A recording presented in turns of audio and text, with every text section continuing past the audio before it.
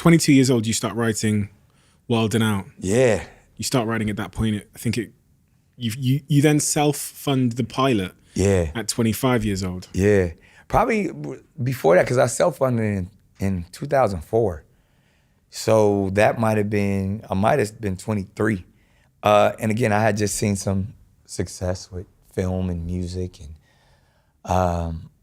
I just started. I was kind of one of those guys whose drumline was out and had my album and stuff. So but I was still doing stand up, and I was like, everybody was like, oh, he does so many things. He hosts, and I had a deal with Viacom at the time. Obviously, they had Nickelodeon, and then you kind of like graduate from Nickelodeon and go to MTV. So I was in that stage of developing things for MTV. And they didn't understand what I wanted to do when I was saying, like, I want to get all my comedian friends together and all my rapper friends together, and we just like do improv and play games. And they're like, we don't get it. So I was like, all right. So I rented out one of the comedy clubs that me and my guys would normally frequent. Got some cameras together. I want to say it was somewhere around like $100,000 that I had put into like that night. Promoted it, had everybody come out, got some beautiful people to stand around and look beautiful. And you put $100,000 of your own money into the pilot. Yeah. To show MTV. Yeah. And then once we put it all together, edited, created logos, showed it to them, and they're like, oh, we get it now. But, by then I had created the intellectual property, had, copywritten and patented the name of Wildin' Out, the logo. So when it was time to negotiate, when I knew that they wanted the show, we had the strong side of the table because we knew they wanted it and we had already created it. And that instantly was like, oh, this is the business model that I want to continue to operate under. Most people don't figure that out until much later in life, if at all, that owning their IP is key to getting the value that they deserve for their work. Yeah. Well, now I feel like everybody knows the secret's out. When you look at YouTube and, the ability of that we could create great content, for a very cost-effective amount, like, Wildin' Out, that probably wouldn't cost me $100,000 today. Yeah. Because everything back then, to get a cameraman, that was a couple $1,000s, you know what I mean? And do it on the iPhone now. Yeah, like exactly. Everybody knows now if they create it and they'll come and then you build your fan base on your own and then you can sell it to a larger corporation. So I feel like that model is being, kind of like look at Mr. Beast. You know what I mean? Like I'm so jealous. I'm so like everything that he's doing at 24, 25, like I was trying to do back then, but there was no YouTube. Like I was doing this, on VHS, Yeah.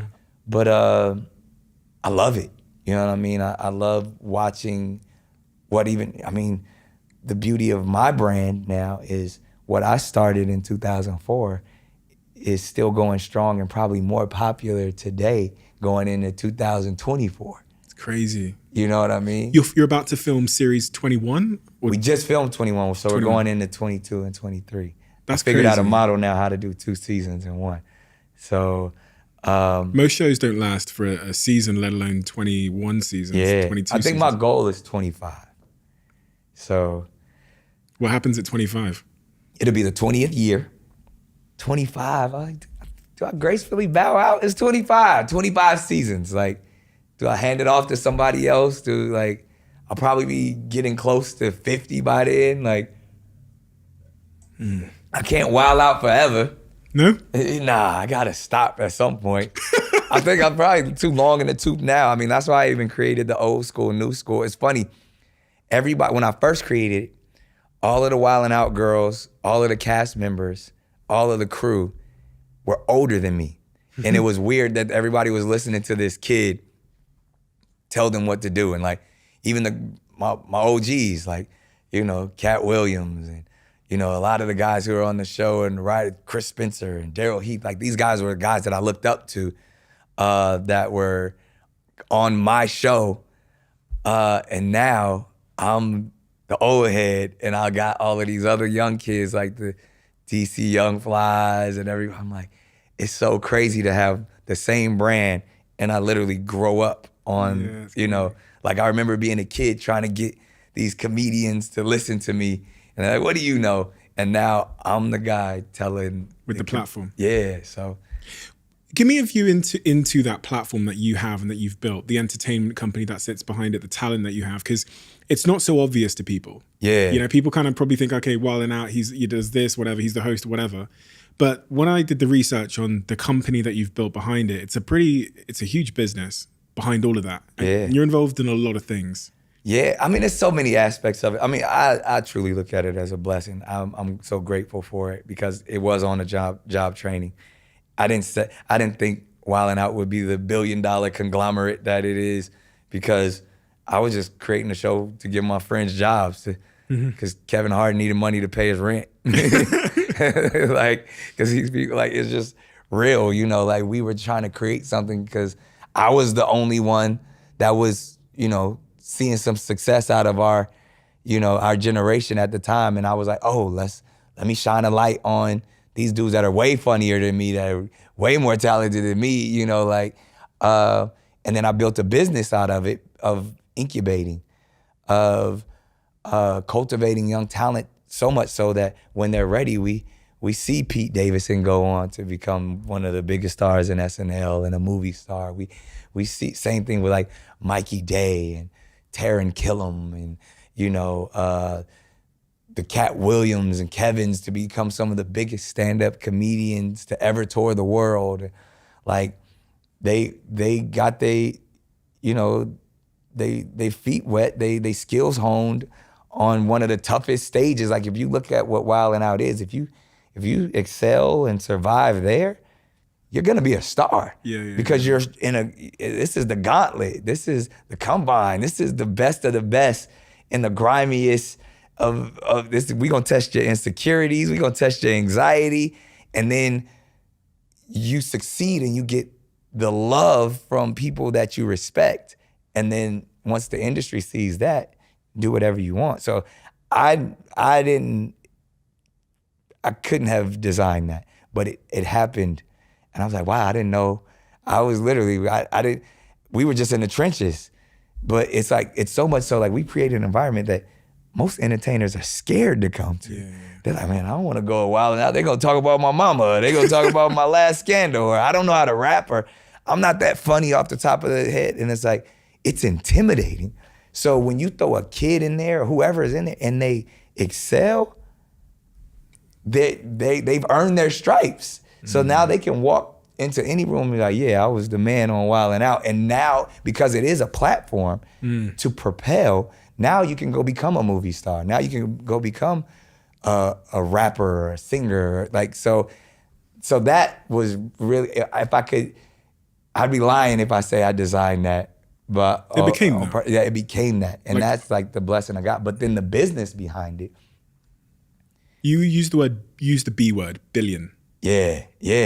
I mean, it's funny, that was told to me after they did all of the research and of, you know, obviously what the IP is worth, because one, I mean, we're looking at 500 episodes of television.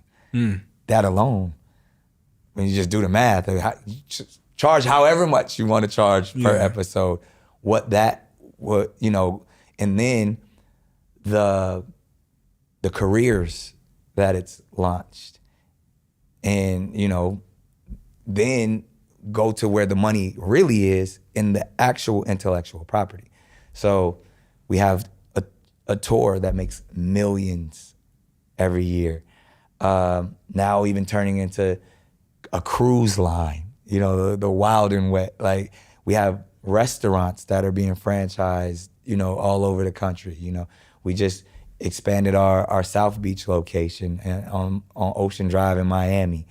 The logo in itself, the amount of T-shirts, we're probably Paramount's #1 selling merchandise. T-shirt merchandise, that everybody knows that Wild 'N Out logo, and it's on everything from T-shirts to bikinis to underwears to coffee mugs to toys. It's things like that I was just trying to make a cool T-shirt. Like I didn't think, you know, for 20 something years people would be buying Wild 'N Out t-shirts. So stuff like that and then even stuff I never even thought of, we created Wild 'N Out before there was a YouTube.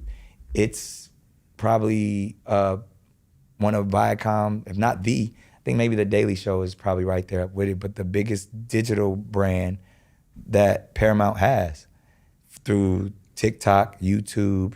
I think we're somewhere north of 12 million YouTube subscribers on the Wild 'N Out page. 12 million something subscribers on TikTok, 7 million on Instagram. And that's a TV show. You know what I mean? When you think about it, like, not the individuals who are on the TV show have even more followers. This is just the show's page. How much do you think the brand is worth? I've heard different things. I mean, like I said, when the research back, there was like a 1.3 billion, but then that was years ago. So like, I'm pretty sure it's grown because now it's even more popular now. So it's I try not to get caught up in that because then two things happen. Like one, I start gloating. I'm like, built this $1 billion business. And then the second thing, I was like, hey, where's my $1 billion? Like, somebody owes me some money. Like, so I try not to get caught up in that. So like, I just know it's very successful and I'm grateful that it's still going. I mean, I can't wait to find the next comedic superstar. Can't wait to find the next big rapper that graces the Wild 'N Out stage. What are the other businesses or the business ventures that aren't obvious that people might not know about? So you talked about restaurants, you signed talent, you've got obviously the Wild 'N Out brand. Is there anything else going on that from the business side of things that isn't obvious? Specifically in Wild 'N Out or everything else? Everything. Well, I mean, I've created incredible entertainment in 2009. It was more of a conglomerate because I had always had a record label, but it was separate from my television company. Film, I would produce the films that I was in and stuff. So I was like, I want everything in-house. I read that Incredible Entertainment generated over $100 million in revenue in 2009. I read that. And I think that was just in our headphone sales. Like, cause I did a headphone brand very similar to Beats by Dre with Monster was the parent company. They did Beats for $300 and they did Incredibles for $100. So we were the more cost-effective headphone brand. And while Beats by Dre was making all the noise, we were quietly making noise in Walmarts and the Radio Shacks for selling an affordable product that was pretty much the same product, except for we made ours affordable. So yeah, just so that alone, that was just in consumer electronics that never thought I was gonna be, selling electronics. But yeah, incredible. And ultimately I created a one-stop shop that could be everything from consumer products to entertainment and it's been thriving, man. It's been, and it's kind of, I guess my brand is somewhat known of giving people opportunities and finding that next big thing. So we're cultivators, we're curators, we're incubators. And so a lot of the content that I've created, I found my niche. I was going to say you're the Simon Cowell of the entertainment world, but you're in fact just the Nick Cannon of the entertainment world. It's funny. Me and Kehlani me and Simon talk about that often because I found her on America's Got Talent. On his show, my show, our show, but he wasn't paying attention. You know what I mean? And it was like, he was focused on One Direction or whatever on one of his other shows. And I was like, Kehlani came in, and she was an amazing talent. She was, and like, I hate to say found because she was already talented. Once you get to America's Got Talent, you're already proven, and she was the lead singer for a group called Pop Life, which was put together, I believe, by Dwayne Wiggins from Tony. His sons were in there too, but she was clearly the star of this group. And I remember Piers Morgan was being an asshole as he does so very well. And he was telling a 15-year-old little chubby Kehlani that she should leave the group. And the only way that he would put her through and not buzz her off is if she left her band because she was the talent. Clearly he was right, but like, how do you put a 15-year-old in that scenario? And she stuck to her guns and she said, I'm not leaving my brothers. And everybody else on the panel was like, we're gonna, we love that you stuck to your gun. So even though Piers was being an ass, they went all the way through to the finale. I think they performed with Stevie Wonder on the finale as Pop Life. And then unfortunately, when you don't win, life goes on. She had to go back home to Oakland and probably met some hard times. And I remember, it's funny, the father of her, as we know now, I knew as Gabby, who also grew up in that same musical vicinity, called me and said, hey man, that girl that was on America's Got Talent, she's homeless now. She's not doing so well. I was like, what? It's like, yeah, she's, not doing, she's being a teenager, but like she needs help. Like I didn't really know her background of, her father, being murdered when she was a child, and her mother, dealing with substance abuse, and she has a very compelling story of just the resilience of her and her family. And they were explaining all that, and I was like, yo, give me your information. Find who's her guardian, and kind of went and talked to the family and said, yo, I'll move you to LA, but first you gotta finish high school. Like the one promise, finish school, I'll take care of everything else. A year later, her mixtape was nominated for a Grammy. So it's just like, so it's stuff like that to where, I was like, I put in the work to, help her out. I was tell Simon, yeah, you missed that one. You got a lot of other ones, right? But you missed that one. And did you sign her? See, that's the thing, how I feel about signing. I'm weird about that. I don't like signing people. And everybody in my life is like, that's what you have to do.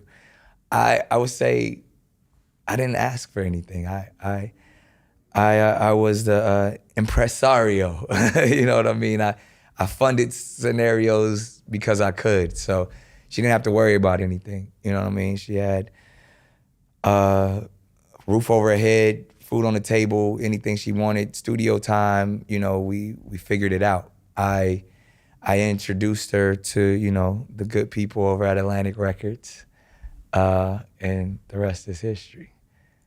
So hindsight's a wonderful thing. Yeah. I didn't want no money from it. You know what I mean? I do that for a lot of people. And it's created, me and Craig Cowman over at Atlantic, that's my man. But where a lot of people would be, Kehlani would be signed to them forever. Wow, I don't want that. You know what I mean? Right. I want her to be able to provide and do, like, I always tell everybody I work with from the beginning, whether you make it or you don't make it, my life is still gonna be the same. So I don't want anything from you but to see you win. I just wanna see, like, But you could have. I could, there's a lot of people, and that is their business. To where, like, I need my percentage of every song that you write from here on out because I found you, I discovered you, I signed you. My spirit, that don't sit well with my spirit. And that's this Future Superstar show.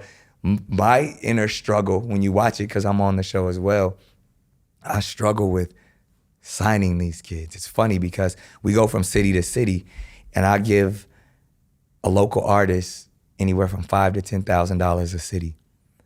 And a lot of times, that's what these record labels are signing these kids up for. Someone signed my publishing away when I was a teenager for $10,000. One of the biggest mistakes, one of the biggest lessons I've ever learned. So now I'm giving that $10,000 away to these kids, and I don't want nothing from you but to see you win. And that's me paying it forward. That's me correcting what this industry has done to people for so long. So if you want to sign with Incredible, that's your choice. That's how you can sign to me if you want to, but I'm good. Like, I'm gonna still be rich, so I don't need anything from you. If you want to join the gang, let's go. Like, there's benefits and perks to being Incredible, but it's a lot of people, even from my attorneys and people in my circle, like, man, you gotta sign these people. How you gonna function? How you gonna allow your business to thrive if you don't sign? Well, it's been working thus far, so I don't like signing people. I don't like having ownership in someone else's brand. Now, we could be collaborative. We can write a song together and we can split the publishing. We can, it costs money to keep the lights on. You can use my studio. Yeah, I'll get reimbursed, down the line when it's time. But I'm not gonna take something from you. I'm not gonna charge the artist. Like, that's a fucked up concept that we just been operating in and no one's ever corrected it. Like, why should we, this is an artist who's making brilliant art, and someone who had nothing to do with it gets to own it forever in perpetuity. What the fuck does perpetuity mean? like there's these terms and these words that we just signed on for that it's wrong. But it's made a lot of people a lot of money, so they don't want it to change. But it has to change. Like, technology is making it change. These next generations of people who have more empathy and giving spirits are gonna allow it to change, because I don't believe people are as animalistic, or they don't have a savage mentality like it once used to require. I believe we're more empathetic, we're more compassionate, and it's starting to show even in business. This is the most crazy stat you'll ever hear. 93.3% of you that watch this channel frequently haven't yet hit the subscribe button. So if you liked this clip, and if you like what we do here, please can you do me a favor and hit that subscribe button? And in return, I promise you, I will do everything I can from now until forever to make this channel better and better and better. Thank you.